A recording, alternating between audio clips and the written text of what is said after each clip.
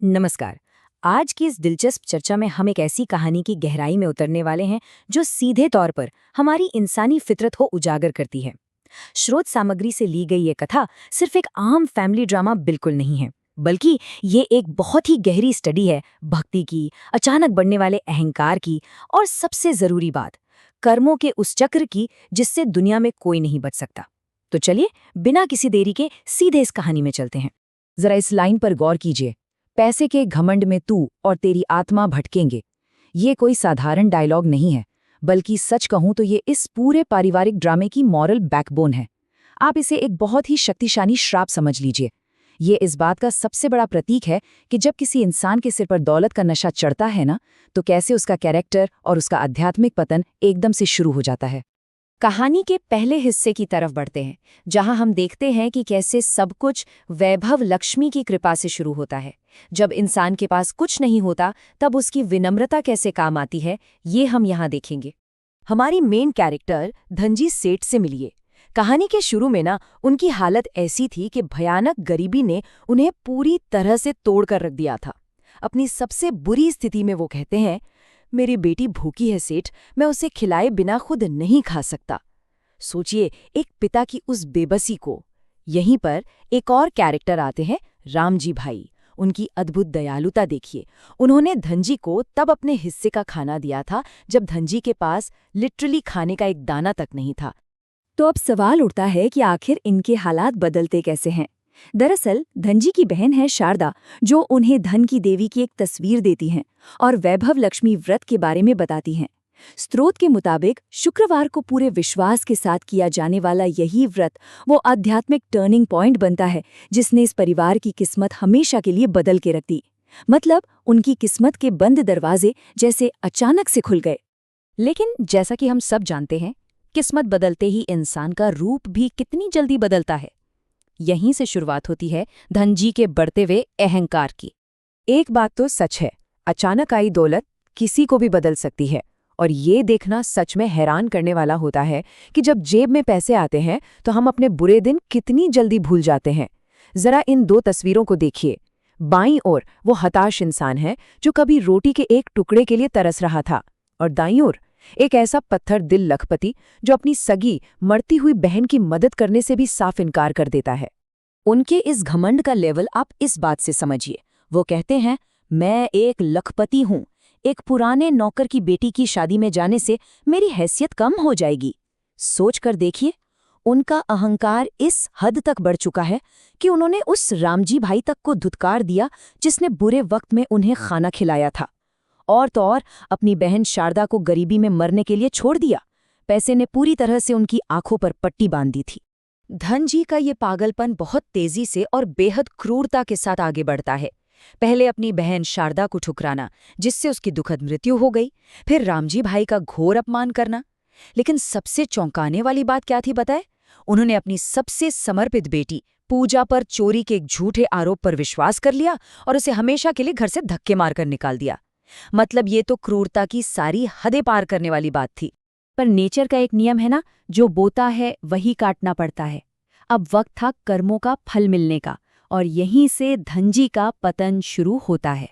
यहाँ कहानी एक बहुत ही डीप कॉन्सेप्ट पेश करती है।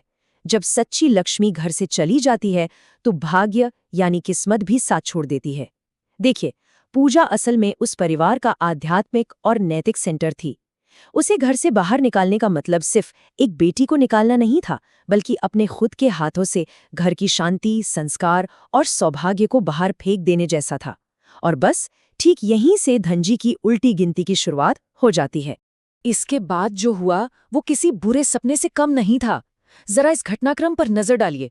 पहले दिन उन्होंने अपनी बेटी पूजा को बेदखल किया। पहले ही हफ्ते में क्या होता है, 50 लाख रुपए के बड़े बिजनेस डील अचानक कैंसिल हो जाते हैं। एक महीने के अंदर वो आलीशान बंगला जिस पर उन्हें इतना घमंड था, वो नीलामी के कगार पर आ खड़ा होता है।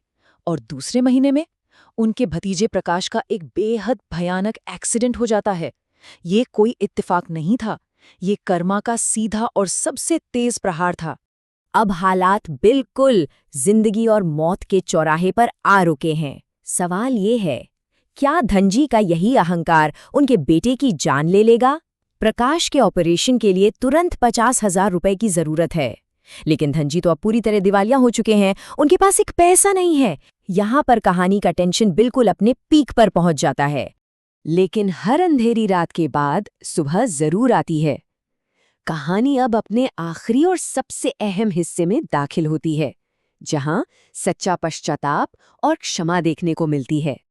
अब जरा किस्मत की इस कड़वी विडंबना को देखिए। पास्ट में धनजी रामजी से अपने खाने के लिए भीख मांग रहा था, और आज वही धनजी रामजी के बेटे दीप के आगे हाथ फैला रहा है ताकि प्रकाश की जान बचाने के लिए सर्जरी के पैसे मांग सके। वैसे कहते हैं ना, समय का पहिया घूमता जरूर है। वो आज घूमकर वापस ठीक उसी जगह पर आ गया है। ऐसे में दीप जो जवाब देता है ना, वो इस कथा का सबसे पावरफुल और इमोशनल मोमेंट है। वो कहता है, मेरे पिता ने मेरी माँ की जान के लिए भीख मांगी थी और तुमने उन्हें लात मारी, लेकिन मेरे संस्कार इतने सस्ते नहीं हैं।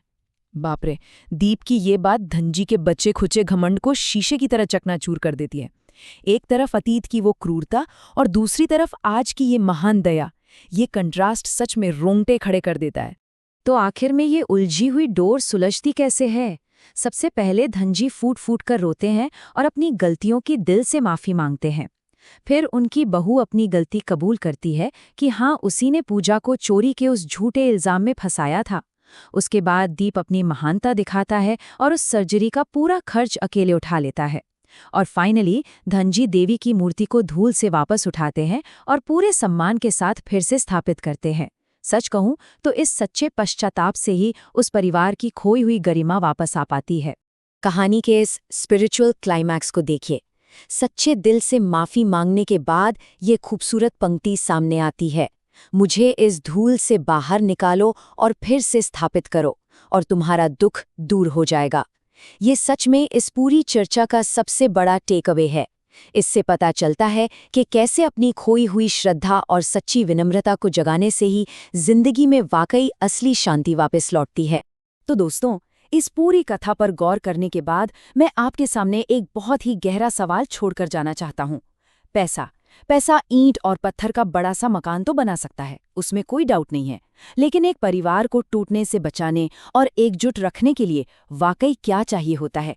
क्या सच में दुनिया में पैसा ही सब कुछ है, या हमारे संस्कार और हमारी विनम्रता ही हमारी असली दौलत हैं? जरा सोचिएगा इस पर। आज के सफर को हम यहीं विराम देते हैं। हमेशा की तरह इस चर्चा में मेरे साथ जुड़े रहने के लिए आपका बहुत बहुत शुक्रिया।